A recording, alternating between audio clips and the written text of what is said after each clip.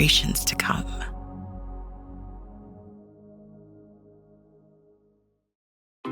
Welcome to another edition of the TDN Writers Room podcast, and a special one. It'll be all about the Breeders' Cup, and our team will be giving you our picks and all of the races. First of all, I want to give a shout out to both Zoe and Randy. We are recording this at 8:30 Eastern Time in the East Coast. That means these two guys are up at 5:30 in the morning. Unbelievable dedication to the TDN podcast. Thank you both. No, that's not serious. See these bags under my eyes. Yeah, I'm already exhausted. Randy Moss, NBC Sports. I apologize. Zoe and I are at one of the most scenic venues in all of American racing, certainly Del Mar, Santa Anita. It's just beautiful scenery everywhere out here. But it's 5:30 in the morning. It's dark. So we're inside just with bare walls. She's got a mirror at least. I've got just a bare wall behind me. So sorry for the ugly backdrop. Sorry, Cadman here with First TV and First Racing. The person you just saw in the mirror there was Michelle Yu. Michelle's actually been up and gone for a run this morning.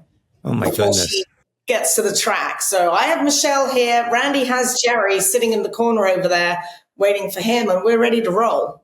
Yeah. Zoe, if you ever see me running down the street, call the police. Someone is behind me and they're packing. All right. So here's what we're going to do, guys. We're going to develop the theme is going to be the Breeders' Cup picks. We've got 4 segments. We'll take one at a time. Start off with the Friday races and try to get those all done in one segment. We start off with the Breeders' Cup Juvenile Fillies Turf Sprint. And I am going to pick all European horses in grass races. I've just seen too much of these horses to how well they do, even though Americans have not done that badly in this race. They've won 4 of 7. But True Love looks like the winner to me, coming off a filly, coming off a win in the Grade 1 Chevrolet Park Stakes. Before that, second in the Phoenix Stakes against the boys. I think this is the best of the O'Brien horses. And I think that Aidan O'Brien is going to have, as you guys mentioned last week, Aidan O'Brien looks like he can have a huge day on opening day. Also, to give a little look to Cy Fair, another filly by Not This Time. She beat boys last time out in the stake up at Woodbine. She's very consistent, trained by Turf Sprint Master George Weaver. I think she'll give a good account of herself. So I'm going to start off here with a theme that I'm going to try to continue throughout the picks here. I'm not going to try to beat all of them, but try to beat the favorites. Okay. Aidan O'Brien's loaded, but the post position draw slapped him in the face. It really hindered some of O'Brien's horses, and we'll be talking about that. True Love is definitely the horse to beat. To me, this race on paper is dominated by the fillies. You got 4 of them in here, any one of them whom have a great chance to win, not just True Love, but you got the American pair of Lena Lou and Cy Fair, who both look great when you watch their races on video. And then Havana Anna, the other European for I think Donica O'Brien. So I'm going to go with Lena Lou. I think what's going to happen in here is Schwarzenegger blasts off to set the pace. It's Wesley Ward, who's obviously does very well with turf sprinters. And Schwarzenegger at 5/8 of a mile is going to be very fast. But I think Lena Lou's quick too. And she's just outside of Schwarzenegger. And I think she'll probably be sitting in second, just as Schwarzenegger's outside. She'll have first run on him. True Love beat her at Royal Ascot. But for the price, I think Lena Lou's going to be a pretty nice, 6-1 maybe. I'll take Lena Lou. All right, Lenny Lou. I'm actually all hail Bill choosing the Euro to kick off our Breeders' Cup. I'm well done. And it's Cheapy Park. So I'm going to be a chalk-eating weasel. I am going to stay with True Love from the 9 hole. She's so much the best, it's not even funny. And I'm hoping people get off her and we get a little bit more of a price. I think it's Aidan 1-2. True Love gets the best draw, but I like Brussels in here as well, drawn down on the inside with Sumion, who's riding like a teenager. He's riding like a phenom. Just got beat a nose last time out. She's run very, very well. He's the son of the late, great Wootton Bassett. So he gets a good draw, and I'm going to go Aidan 1-2 in here.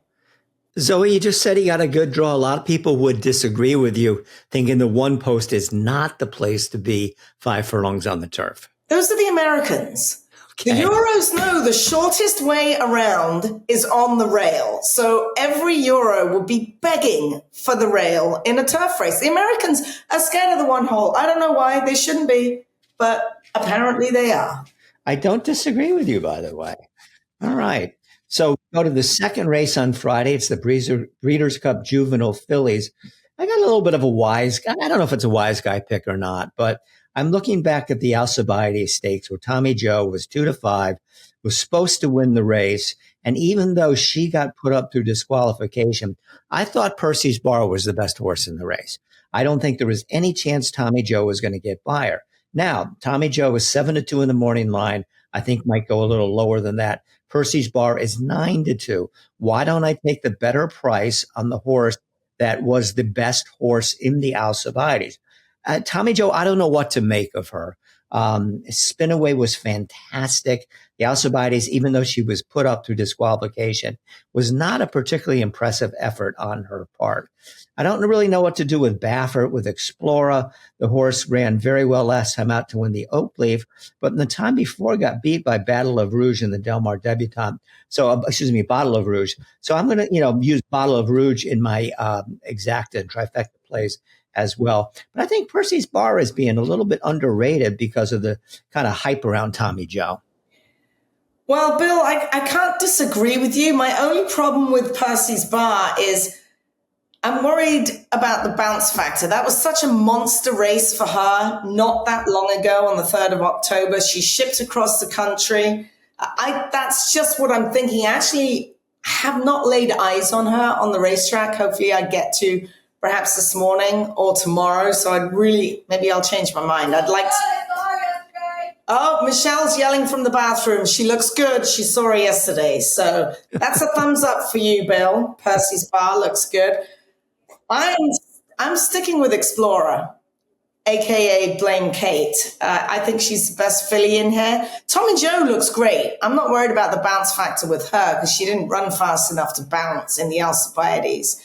And it would not surprise me if Tommy Joe could come back and just lay all over this field. She's only got one way to go. She's a high energy filly and she looks great, but I'll take Explorer on top.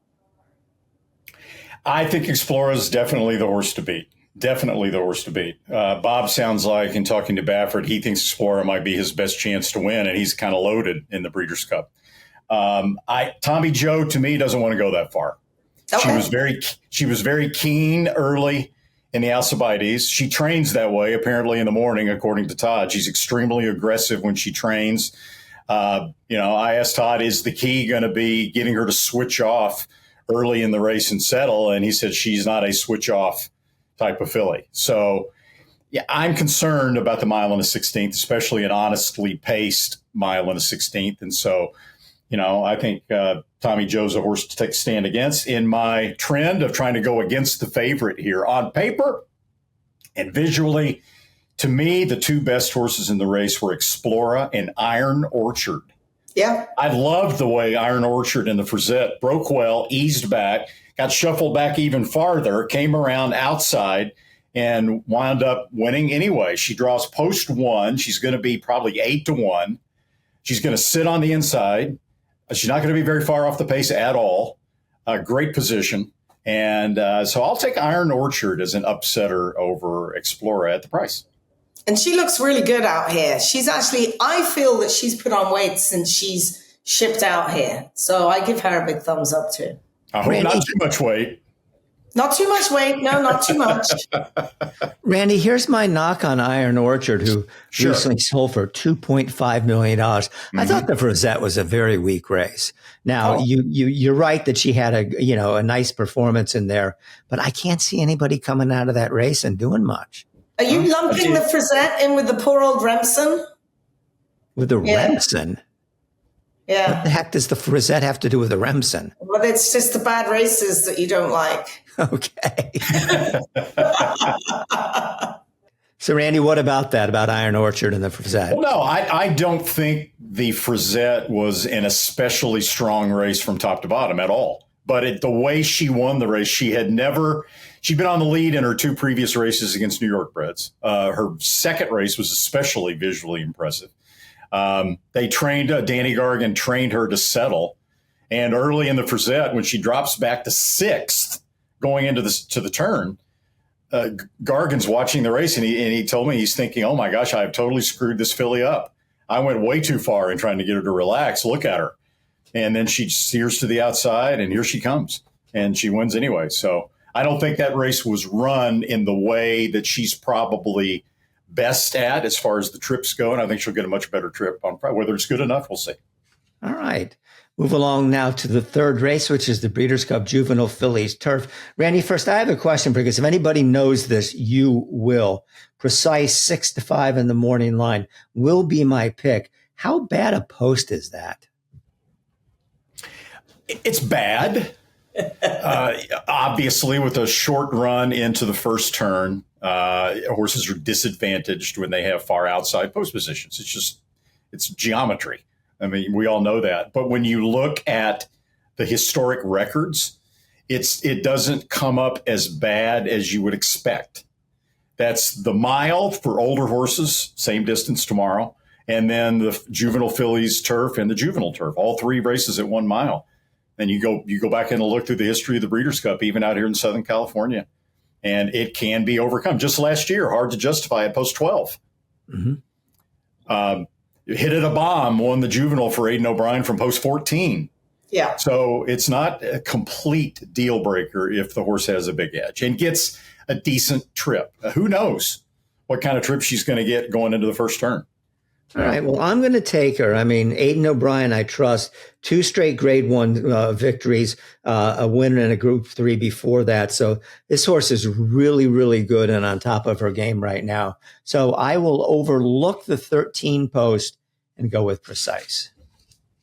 She has the reputation as the number 1 2-year-old filly, not just in Ireland, but all of Europe.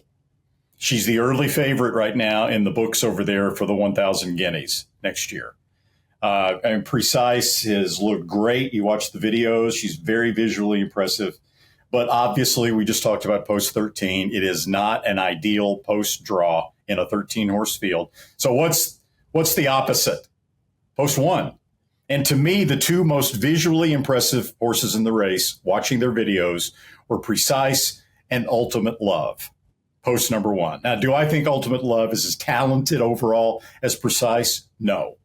But Precise is going to be, 7-5, 6-5 from post 13. Ultimate Love is going to be 8-1, 10-1 from post number 1. She's got a great pedigree herself. She's 3 for 3 lifetime. Johnny Velasquez working out a trip from the rail. So I'll take Ultimate Love at a price, trying to beat the favorite again.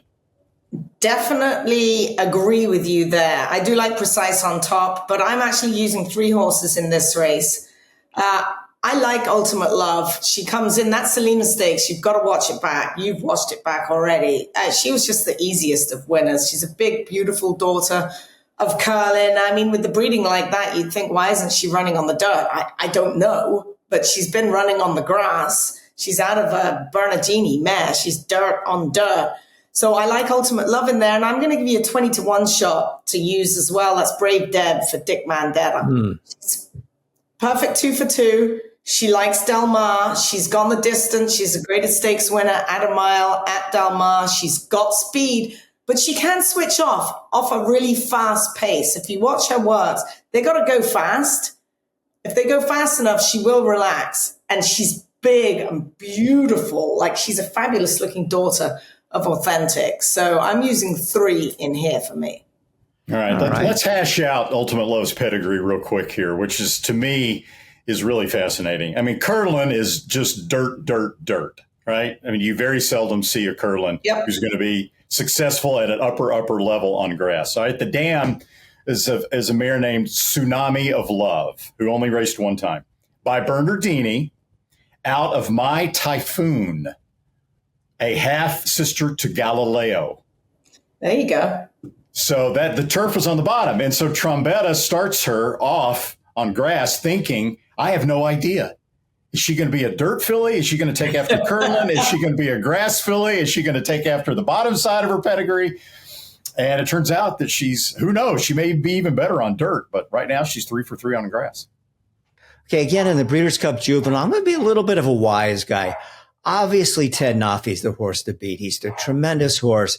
He's looking for win 3 grade ones this year.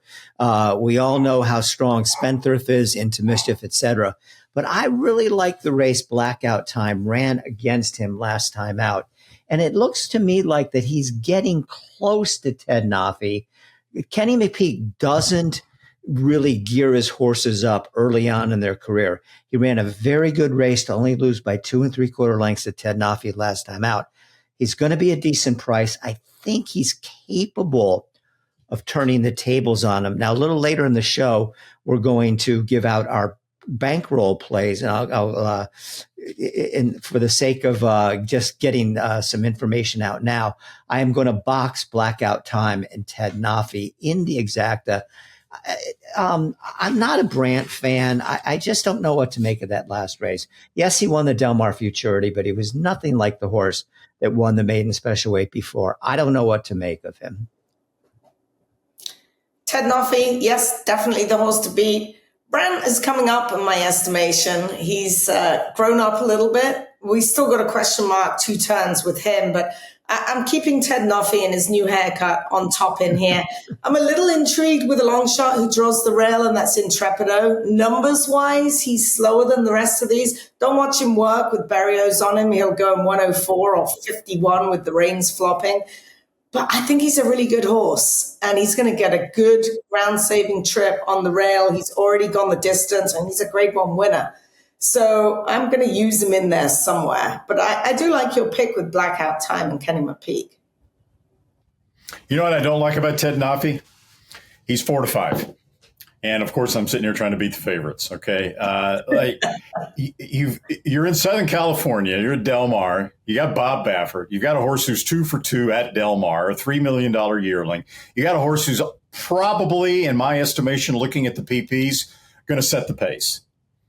They're going to have to catch him. So, and Ted Noffey, if there's any knock at all I can make on Ted Noffey, his race at Keeneland could not have had a better trip. Slow pace, 48 and change for a half. He's sitting right outside of another horse. Just a really antiseptic trip.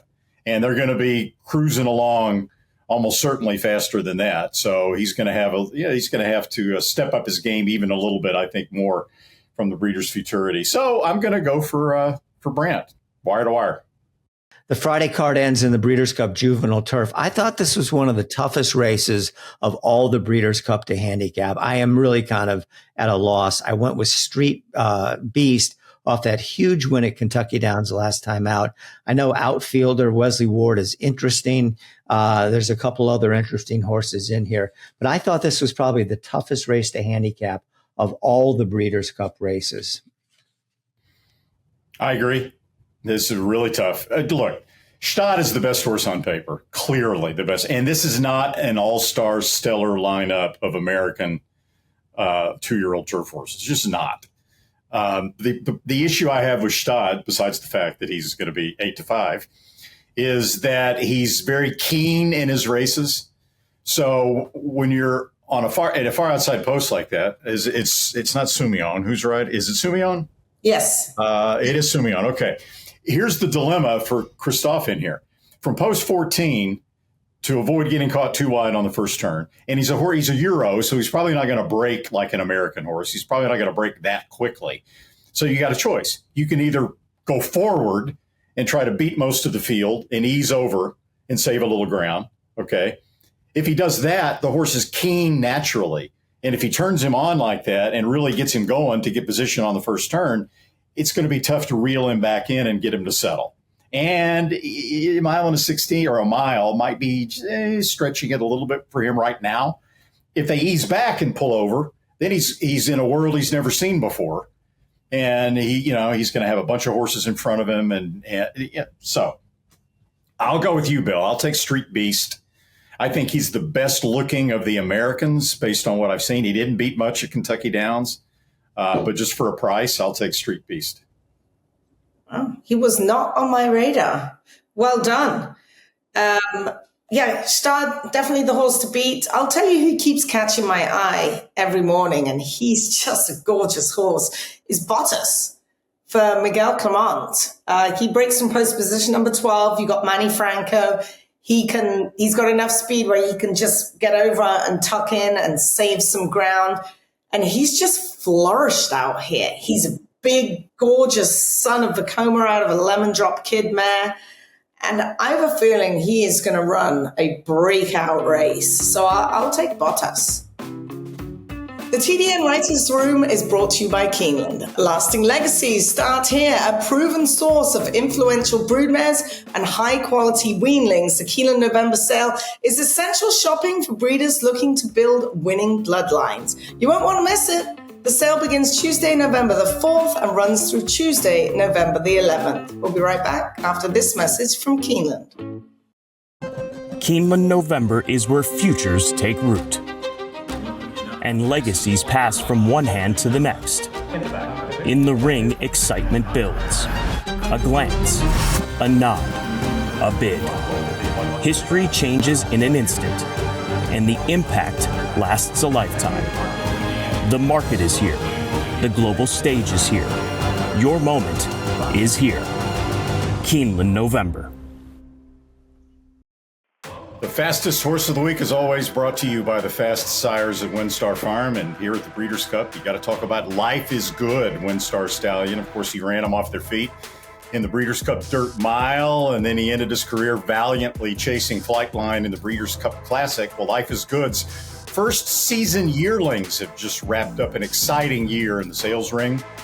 His yearlings averaged $314,150, second only to the aforementioned Flightline, with the top colt of $1.25 million, a top filly of $1.025 million. He's also number 2 by median with a sales price of $275,000. Of course, he's a 4-time Grade 1 winner, into Mischief's fastest son at stud, and he is at WinStar Farm. Fastest horse of the week, Cool Horse. Remember Chunk of Gold?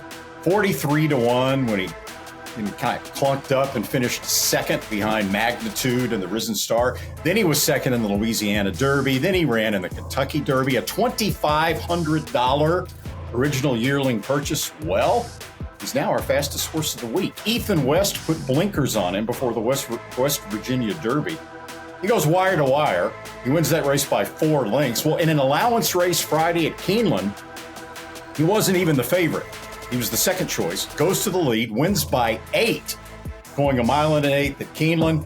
Buyer speed figure, a career high 103. The bargain, Chunk of Gold, our fastest horse of the week.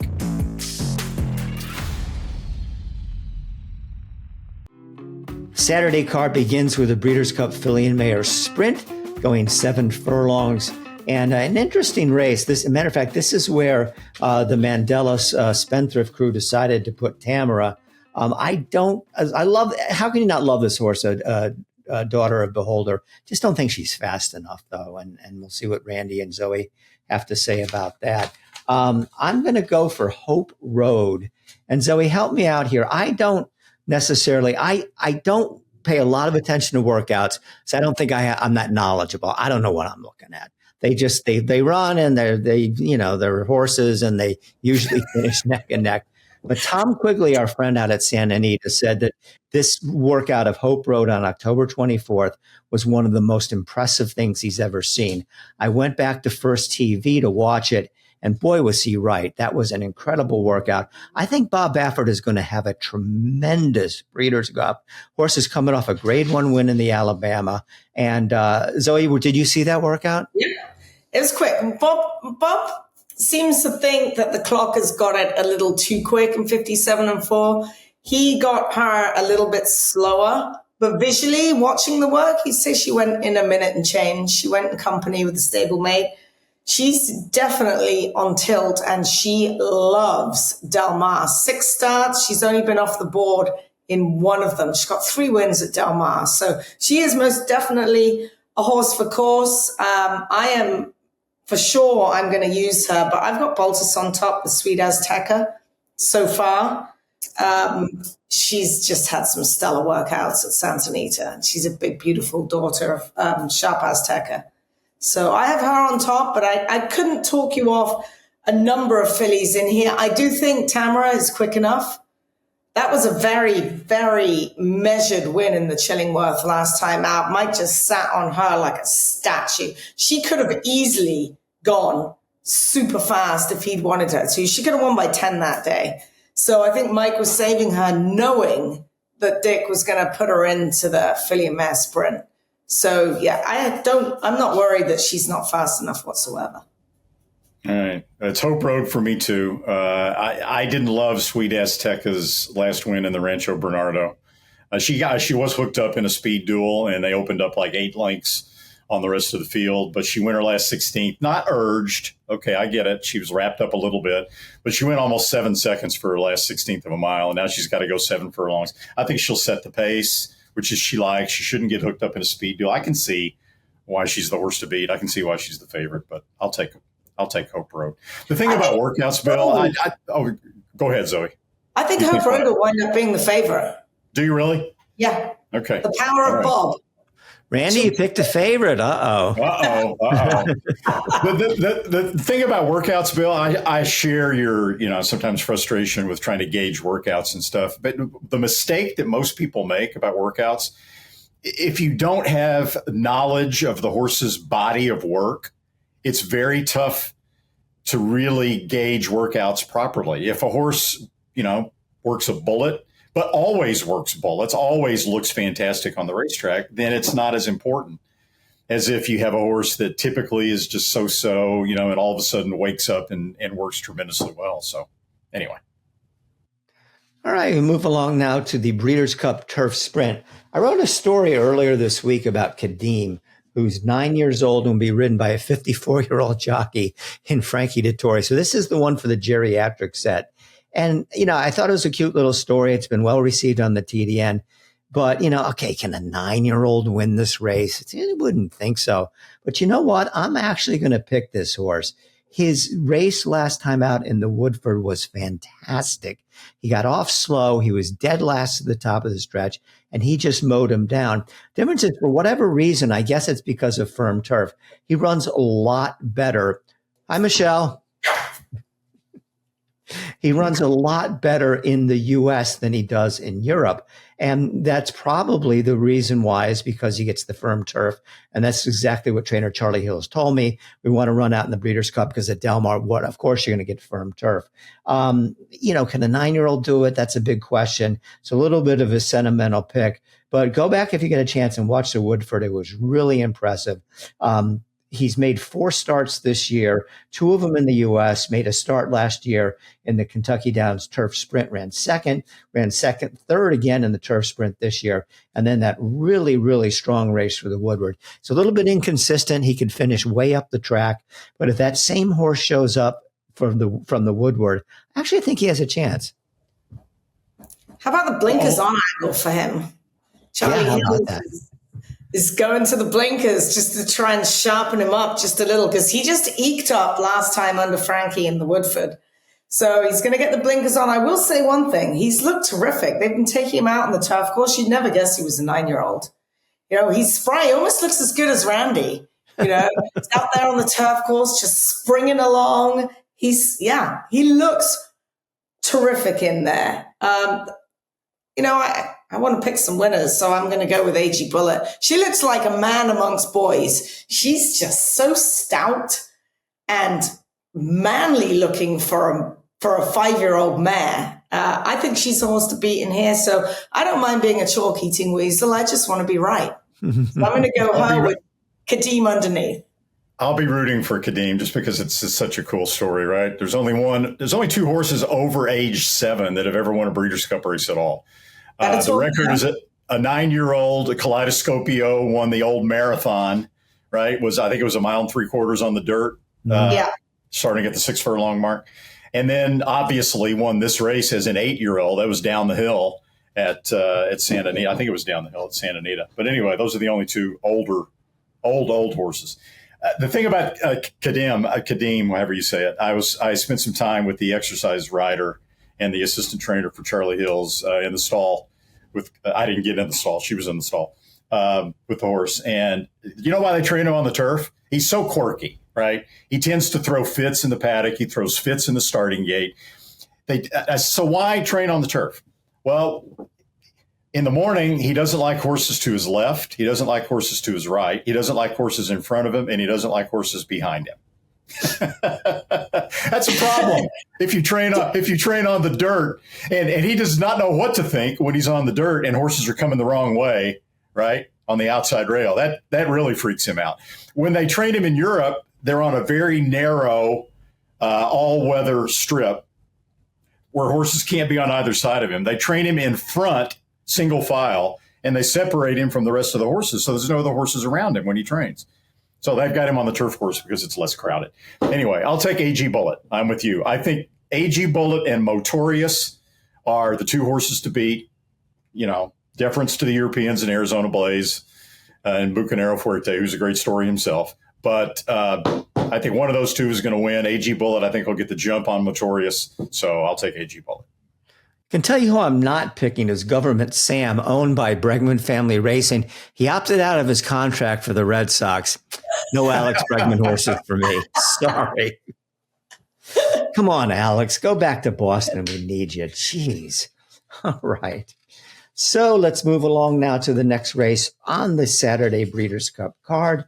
And we are getting to the Breeders' Cup Turf, Breeders' Cup Sprint. Without Bookham Dano in this race, does anybody care? Let's just move on. No, Bookham Dano's some of the things that they said afterwards, like, we're not going to run because Paco Lopez can't ride him. That's a bunch of nonsense.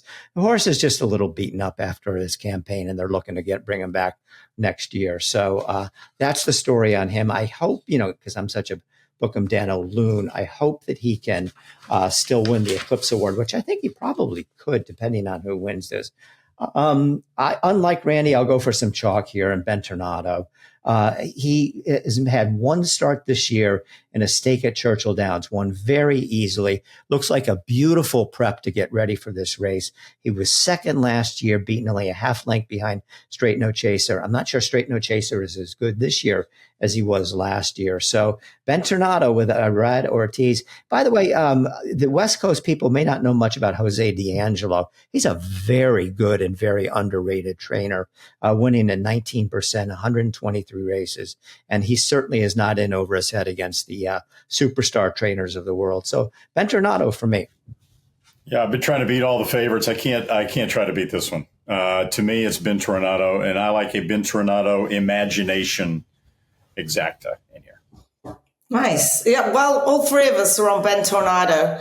Beautiful horse, easy on the eyes. His trainer's kind of easy on the eyes as well in Jose D'Angelo. So I like that. The two most handsome people walking into the ring. So I'll take Ben Tornado. Copian draws the rail with Hall of Famer Mike Smith. You want to talk about a workout?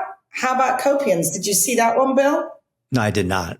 Okay, so I watched it live and I'm like, my first thought was, what is Mike thinking? Because Mandela told him to go fast. They wanted to sharpen her up, right? But she's a grade 1 winning filly. She's already pretty quick. So Mike absolutely sent her at the 3/8 pole to go a 3/8 shot. Like he sent her. He got down like a lizard on a log. He looked like a bug boy. So he sent her.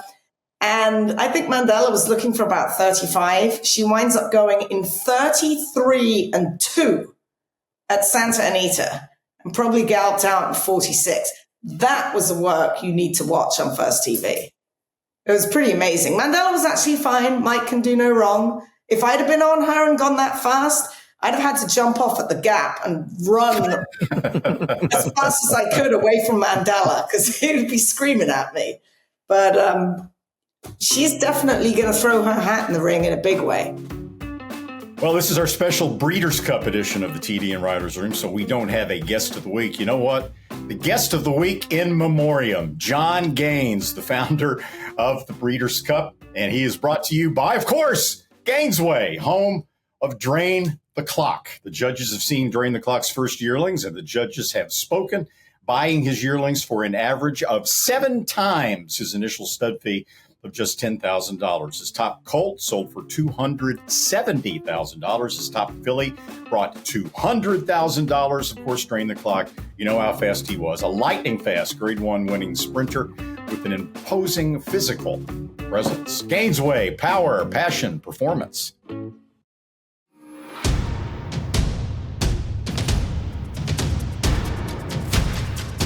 Drain the Clock will win and win by as much as he wants. Drain the Clock will bound home the winner. Drain the Clock, Jackie's Warrior, Drain the Clock by a head. $270,000 in the back. $250,000.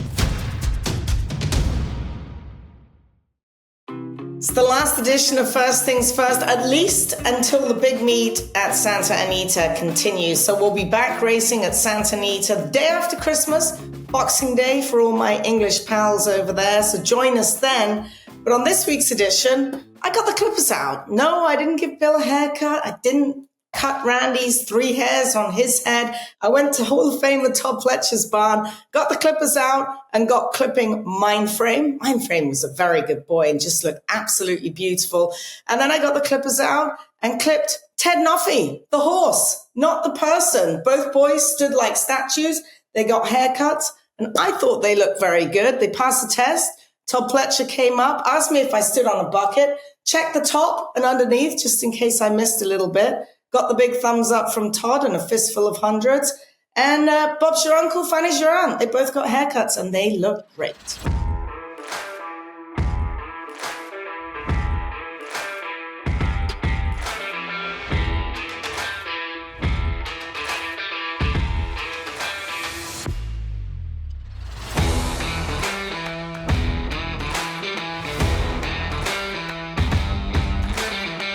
Todd's here to inspect. How does it look? It's good to me so far. Are you putting a fistful of hundreds in your pocket? Looks like it. You check the top? Is it good up there? As far as I can see. All right.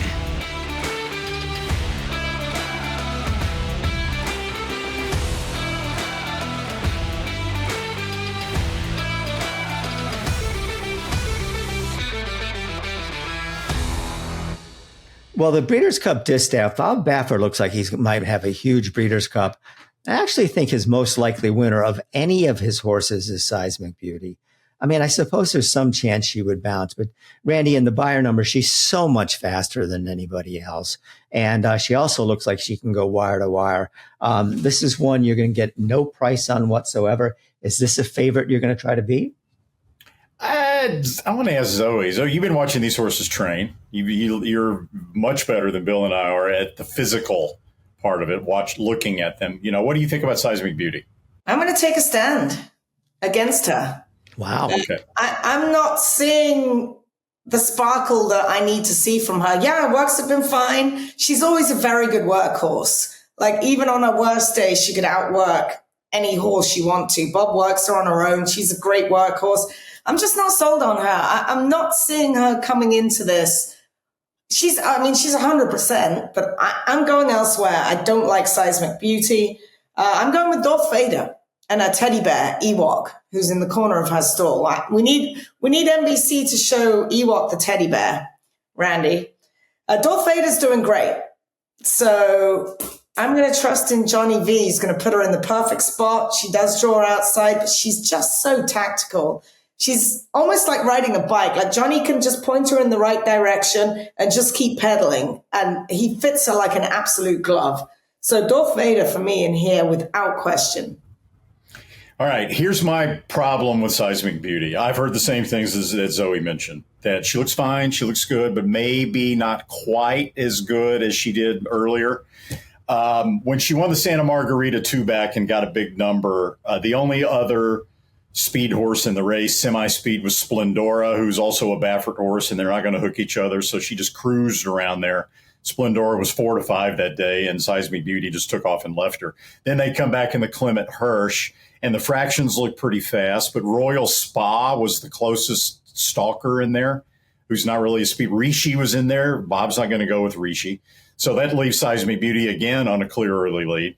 I think with Jin Jin in here to her inside, who set some decent fractions at Keeneland. Scylla is from post 4. She got off to a little bit of a stumbling start in the Spinster, or she would have been right up there on the lead, I think, going 2 turns. She's usually right up there. I think there could be enough pace pressure on Seismic Beauty to maybe soften her up a little bit. So Darth Vader. It's Darth Vader for me, too. How cool. Randy, we haven't got to the Classic yet, but I noticed you haven't picked any Japanese horses, and you are Mr. Japan. You love to pick these horses. I'm just guessing Forever Young is your hope in the Breeders' Cup Classic. But do any of these other Japanese horses, as you see it, have a chance? It's hard to gauge their form. They're so inconsistent on paper, other than Forever Young. And to me, Love's Only You was the best in Japan. Was the best grass filly or mare in Japan. She comes over here, she wins. Marsh Lorraine, who knows what was going on there. These horses, other than Forever Young, are not even in the top 3 or 4 in their divisions in Japan. So I don't know how they're going to come over here and win at the Breeders' Cup. I think they're just kind of throwing a lot of mud against the wall and hoping something sticks. Right. I think maybe they think it's an easy game. One more just to touch on really quick. Sarah Walk Rim. I'm not sure she can win this, but wouldn't it be a nice story? Because this is going to be Nacho Carrera's last starter. He's retiring and going back to Argentina. So he said he's got things on his bucket list he wants to do, and this is the last horse he's running. So I'd like to just wish him happy retirement. Well deserved.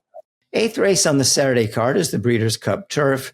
And, the Europeans have got to dominate this race. I think you have to look at Rebels Romance versus the horse that ran such a good second in the Arc, Mini Hawk. I even think that Wimbledon Hawkeye's got a chance in here. But I think it's a 2-horse race between Rebels Romance and Mini Hawk. I'm not really stepping out on a line to the first 2 favorites. But I would actually pick Rebels Romance on top.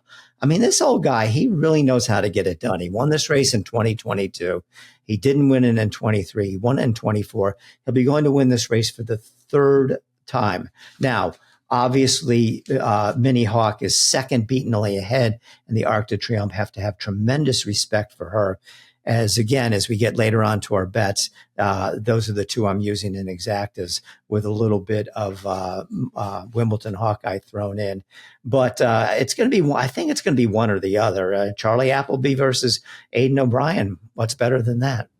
Yeah, I know I've been trying to beat the favorites here, but I'm not stupid. I mean, these 2 are standouts, right? To me, it's almost a coin flip.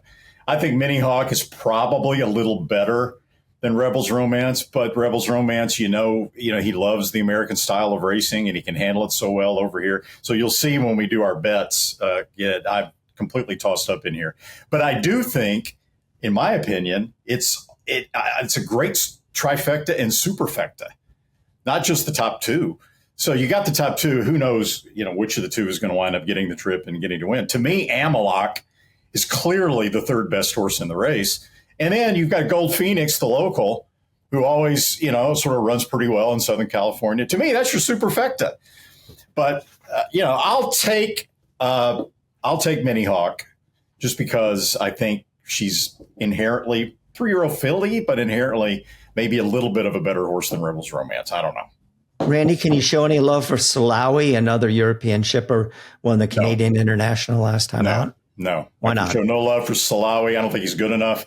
No love for Wimbledon Hawkeye. He'd be a great story. I don't think he's good enough. I don't think any of the other Americans are good enough. Yeah. Mini Hawk for me, 3-time Oak winner, got a good draw. She's 8-5. She's in the 8 post. Sumion just got beat by a really good horse in bottomless ground. She's going to get to hear her feet rattle. And she is the best horse in the race. Yes, I think she's just going to get the jump on Romantic Warrior. I mean, he's got his 1 stride is 2 of hers, but she's going to be way ahead of him unless they figure out some kind of brilliant trip on Rebels Romance, with Buick aboard. I saw him train yesterday, and I was actually stood on the stand with Charlie Appleby. And here comes Rebel Romance by. I'm like, look at the old man go. And Charlie was just grinning like a Cheshire cat. He just absolutely loves that horse. And what a horse. I don't think there'll ever be a horse like Rebels Romance. going for his 10th Group Grade 1. And what's he made? $14 million, 29. He's amazing. And he's taken it all over the world. Absolutely brilliant. All right, we move along to the big one, the Breeders' Cup Classic. We're recording this on Tuesday. We have just got official word that Sovereignty is indeed scratched. So the biggest name in the Breeders' Cup Classic will not be running. I would have picked him. I wouldn't have no hesitation picking him if he was okay. I'll go with Fierceness now. He's still a little bit in, out. But the Pacific Classic win, he beat a legitimate horse in Journalism. Journalism was the one that was always running behind Sovereignty. I think the one post will be fine for him and John Velasquez, Todd Pletcher being the trainer. And then let me ask you guys this, and get back to your picks, but I want to ask both of you this. What do you make of this controversy about contrary thinking and Mike Rapoli saying he shouldn't be allowed to run? It's horse racing. It's been a part of horse racing for forever. I don't see a problem with it. In the Santa Anita Derby, CRK Racing and John Sheriffs ran a pacemaker for Baeza. There wasn't any huge outcry about that. So I don't have a problem with it. Yeah, I'm fine with it. I thought it was interesting they've got Florent Giroux on him. So they're definitely sending him, and Flo will do whatever. So that to me I was like, because I was thinking if they run, who are they going to put on him? And there you have Florent Giroux. Massive bummer that Sovereignty's out, but Bill always doing right by the horse. So he'll be retired. I'm going to go with the horse that no one's really talking about in Sierra Leone. He's a perfect 1-for-1 at Dalmar. Pratt's been kind of quiet. Sierra Leone's been quiet. Chad Brown can't win a race at Keeneland. Apparently he won 2 the other day. So I'm like, did you ever get off the dock at Keeneland? He's like, I won 2. I'm like, okay, Chad. Mm-hmm. So Sierra Leone looks great coming in from Saratoga. He's actually honed up a little bit. He's a little tighter than the last time I saw him because he is a big horse, but he looks tight, sharp, and ready to roll. So I'll take Sierra Leone. I think Baez is going to run a big race. I could definitely see him underneath. And you got to feel for Todd. All he said all week long was, I don't want the 1 hole. I don't want the 1 hole. And he gets the 1 hole. They have extended that temporary running rail. So that's going to go a little bit further for him. So that should help Fierceness. Yeah. Look, even without Sovereignty, it's unfortunate that he's not running, but this is still one hell of a race. It's only the second time in the history of the Breeders' Cup that the 1, 2, 3 finishers from the Classic one year come back and all run the next year. There's only a handful of times that 2 of the top 3, in the Kentucky Derby, have come back to run. So it's a great race, and I could give you a convincing case for Fierceness, for Sierra Leone, for Forever Young, for Journalism, and for Baeza. You can sell any of those horses as the likely winner of the Classic. But Bill's been predicting this all along. For the price, I think the Japanese horse is the best play. If he runs his race in the Saudi Cup back again, that was the race where he beat Romantic Warrior. He shouldn't have beaten Romantic Warrior, thanks to James McDonald, the jockey that was on Romantic Warrior. But sorry, James. That race was so unbelievable. It was so fast. It's like the equivalent of we did the figure. I forgot. It's like 118 or 119 buyer speed figure. That's how fast it was. So he's the best horse in the race if he goes back to that. So at 6-1 or 7-1, he's going to be lower than that now, I guess, with the scratch of Sovereignty. But to me, I'll take the Japanese horse just based on the Saudi Cup. Randy, with Sovereignty out, who's the favorite? Good question. I would say probably Fierceness. Yeah. But I don't like the draw. And so here's what's going to happen with the pacemaker, with contrary thinking. In a perfect world, Todd Pletcher would love contrary thinking to blast off, clear the field, drop to the rail, right? And then Johnny Velasquez on Fierceness could just ease out and sit all alone in second and stalk contrary thinking and just take over when he's ready and open up. But do you really think Florent Giroux is going to do that? No. He's going to stay out in the three path, just outside of Fierceness, and force Johnny Velasquez either to stay down on the inside with Fierceness or to really angle out sharply to get around him. He's just going to be a nuisance, and maybe Fierceness is good enough to overcome that. But Zoe, what do you think about tactics?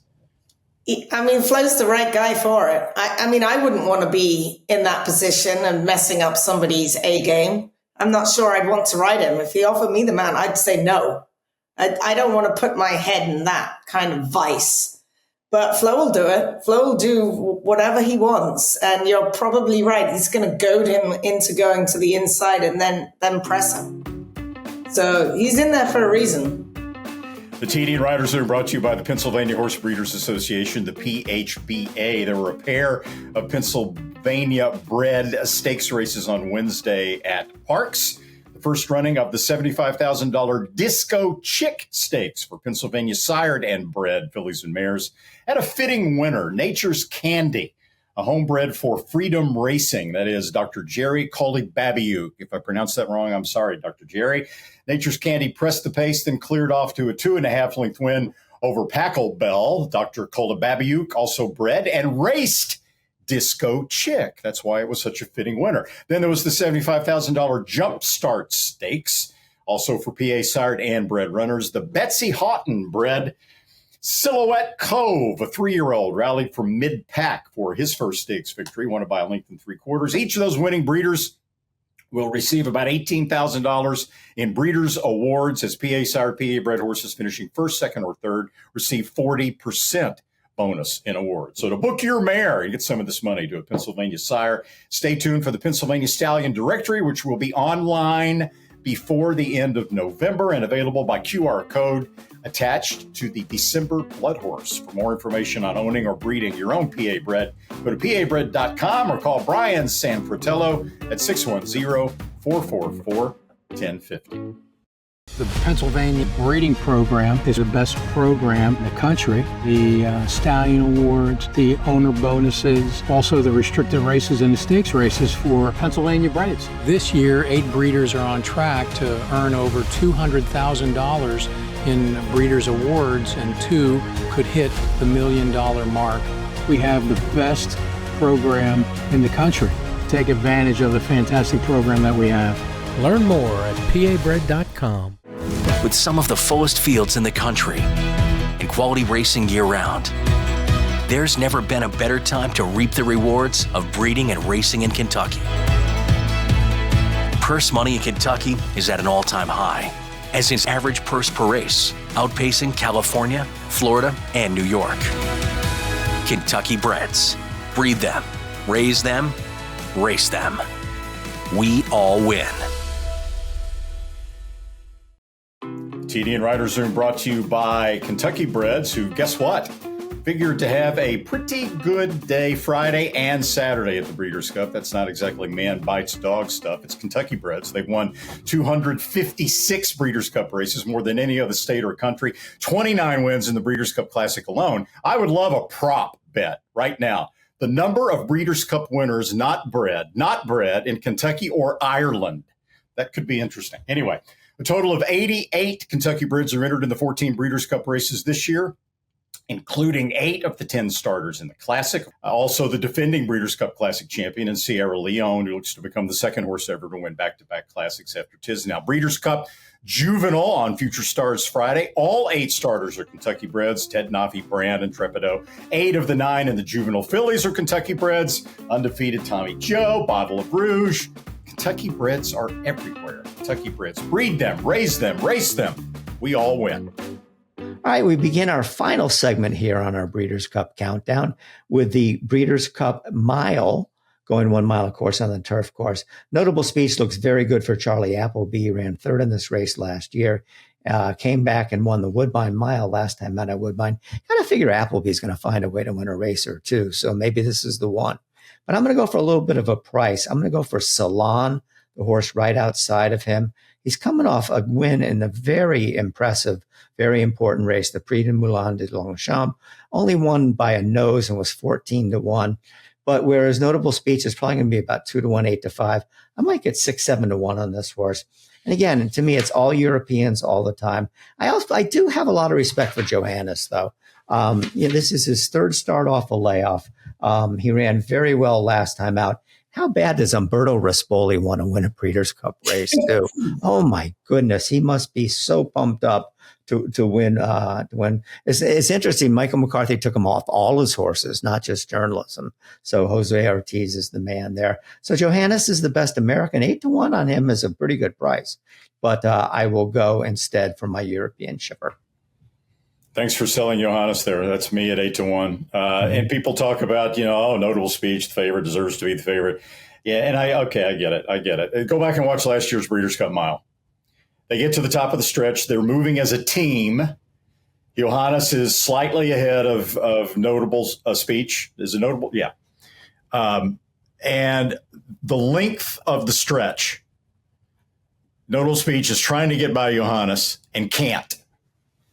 Tried all the way to the wire and never could get by Johannes, who winds up finishing second. And when they galloped out, Johannes was still in front of him.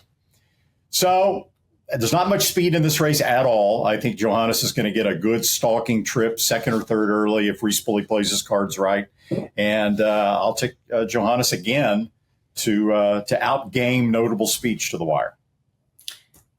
Rispoli really wants to win a Breeders' Cup, and he did have the choice of riding either Johannes or Formidable Man. So he's not completely out of the Michael McCarthy barn. He got the choice, and quite rightly so. He should ride Johannes. So we've got Johnny V on Formidable Man.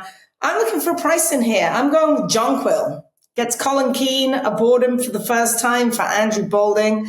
Coming out of that Grade 1 Turf Mile, didn't get the best of trips that day. So he's had a bit of time to just kind of figure out if he likes it over here. He's trained very well. Looks fantastic out on the racetrack. So give me a piece of Jonquil in here. I'm not going to take the favorite. I do like Johannes. I'm going to use him underneath. So I'm going to do an exacta Jonquil and Johannes. And Jonquil's 10-1. All right, let's turn our attention now to the Breeders' Cup Dirt Mile. Another tough race. I mean, Nisos is the wild card.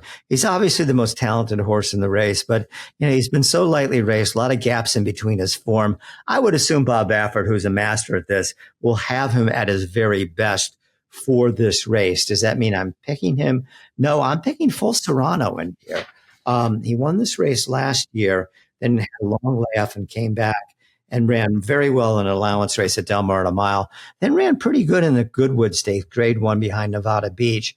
And I think the 1.8 miles was a little bit too long for him. At a mile, he's 6 for 9 lifetime, 3 for 4 at Del Mar. I am definitely worried about Nisos, but I think Full Serrano's got a lot of things to suggest that he is going to get the job done for John Sadler. Give me some Bob. I'll take a Bob Baffert exacta. Nisos, terrific, pumped up, ready to go. Of all Bob's horses running, Nisos is the one I think I can hang my hat on and rely on Nisos to win. So I'm going to have Nisos on top with Citizen Bull underneath. It could be Nisos on top of Goal Oriented. I didn't know which way you were going to go there between Citizen Bull and Goal Oriented. I'm not even looking at Goal Orientated. No, yeah, I mean, I got a lot of respect for a lot of horses in this race. Hell, we got the Kentucky Derby winner from last year, Mystic Dan, in there too. But to me, it's Nisos. There's another favorite, Ben Tornado in the sprint and Nisos in the dirt mile that I'm not going to try to beat. Next race up on the card is the Breeders' Cup Filly and Mare Turf. You're sticking to beating the favorites. I'm sticking to the Europeans.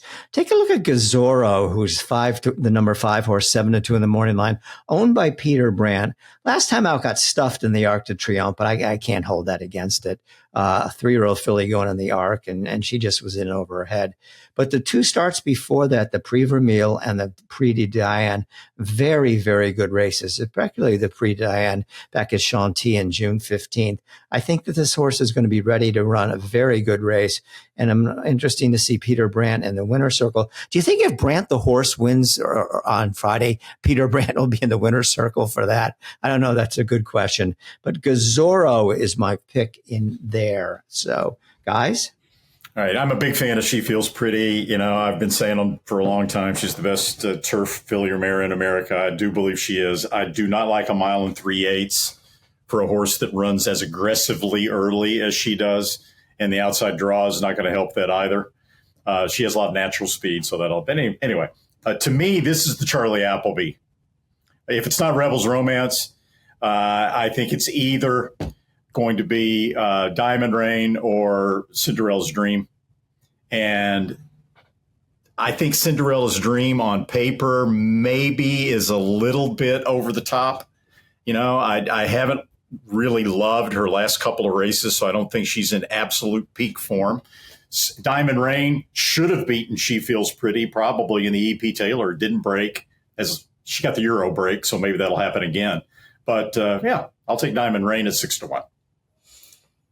I like Diamond Rain in here. I am not using She Feels Pretty for the reasons you mentioned. She just can't relax. She just simply can't. Horrible draw for See the Fire on the outside for Andrew Balding. I'm going to trust in Ocean Murphy, and hopefully he can work out some kind of trip.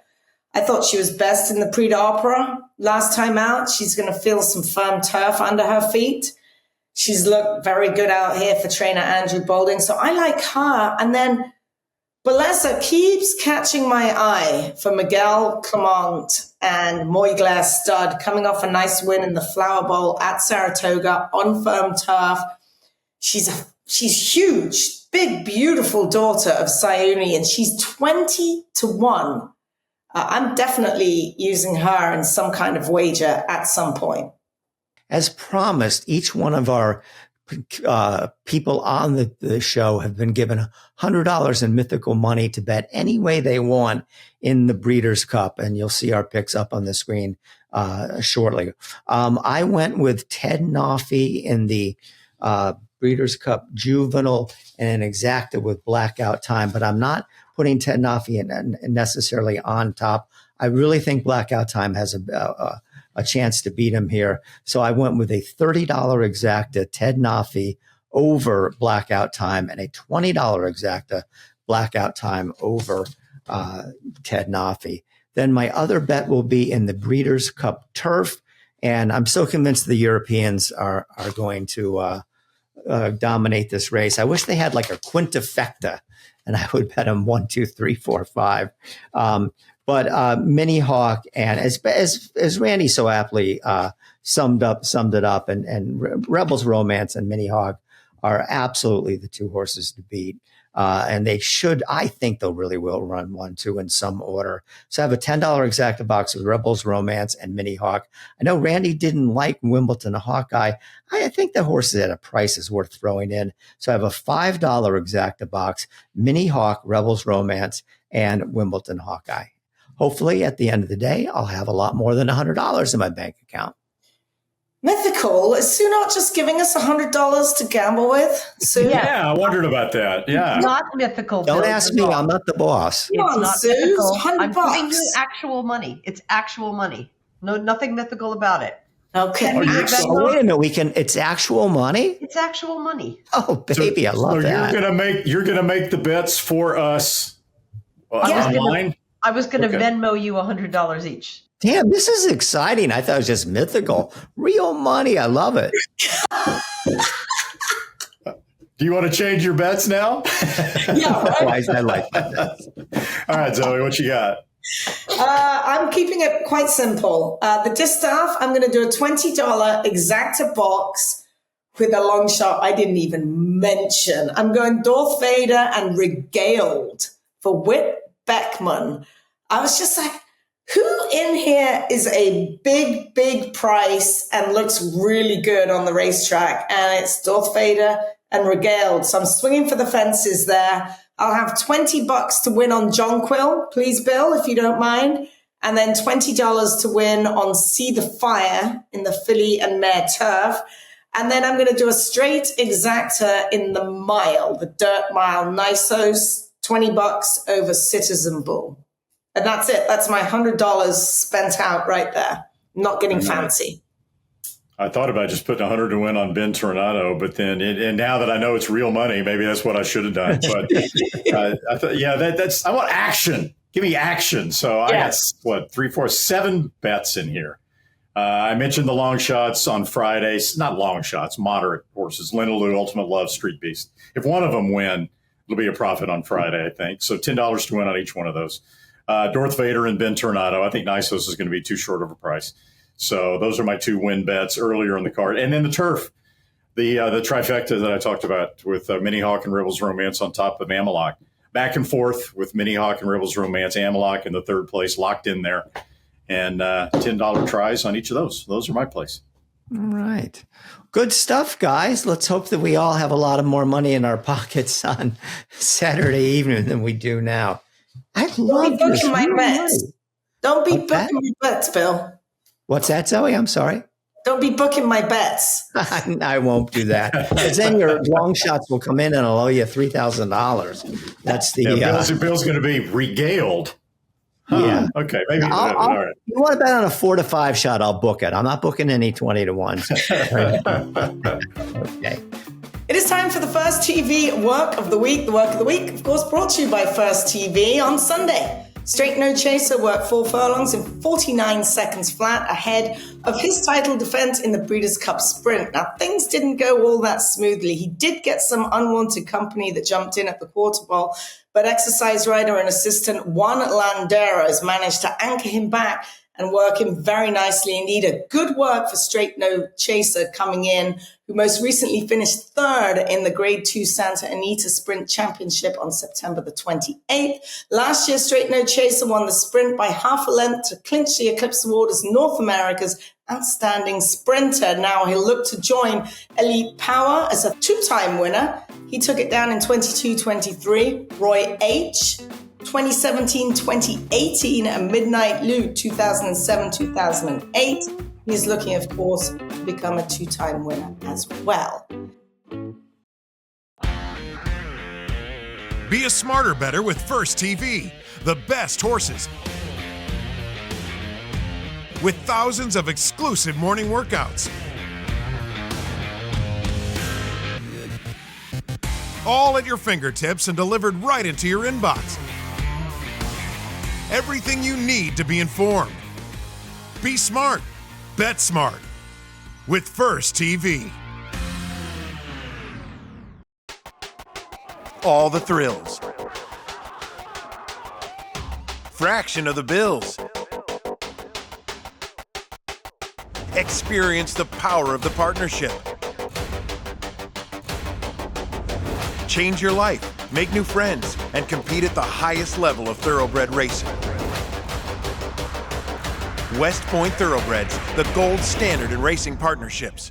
Visit westpointtb.com. And the TDN Writers Room brought to you by West Point Thoroughbreds, which welcome more than 100 partners at the Breeders' Cup this week. That's a hell of a party. 3 runners that West Point has in the World Championships at Del Mar. First, Intricate Spirit, the Juvenile Turf Sprint, 2 for $3 lifetime. Super Corredora, who just broke her maiden impressively, is running in the Juvenile Fillies. They will lead things off on Friday. And then Saturday, West Point has Bava in her send-off performance in the Filly and Mare Sprint a few days before the daughter of Gunrunner, the Grade 1 winner, goes through the ring at the Keeneland November sale. For more information on becoming a West Point partner, you can check out www.westpointtb.com. Well, that's a wrap on this week's show. I hope everybody enjoyed our take on the Breeders' Cup. We'll be back, of course, next week to wrap things up. I want to thank my partners in crime, Randy Moss and Zoe Cadman. I want to thank the people that work behind the scenes to make this show what it is. That's Sue Finley, Katie Petruniak, Anthony LaRocca, and Aaliyah LaRocca. Have a great Breeders' Cup Friday and Saturday, everybody, and we'll see you next week.